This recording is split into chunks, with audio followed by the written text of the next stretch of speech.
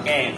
Murid-murid semua, pada hari ini cikgu nak buat pemilihan kelab teater. Siapa yang ada bakat dalam lakonan, murid-murid ni berpotensi untuk masuk kelab teater. Dan sesiapa yang ada kebolehan, kamu masuk ke sekolah menengah, salah satu sekolah itu sekolah seni, boleh kamu pilih. Bakat kamu boleh dikembangkan dalam sekolah tersebut.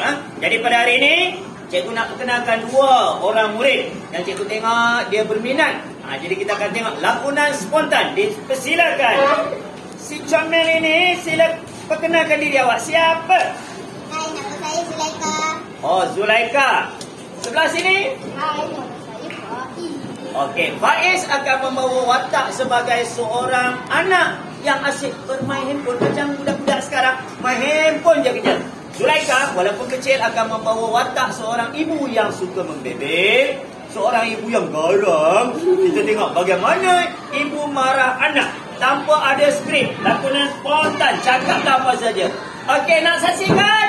Nak. Memang kenapa asyik main handphone je?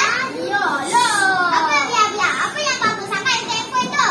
Aduh loh. Apa yang ada? Tak dapat kerja sekolah. Exam dah nak dekat dah. Tak nak belajar. Lalu 3 jam. Apa 3 jam? Nanti sejam. Nanti 2 jam. Sekarang 3 jam. Nanti 24 jam pula kau minta. Isu tu dah. Esok dari mana? Minggu depan ada exam. Minggu depan bukan bulan depan. Pada pasal tu siap kau. Nanti naik kau. Ampun kau. Ampun.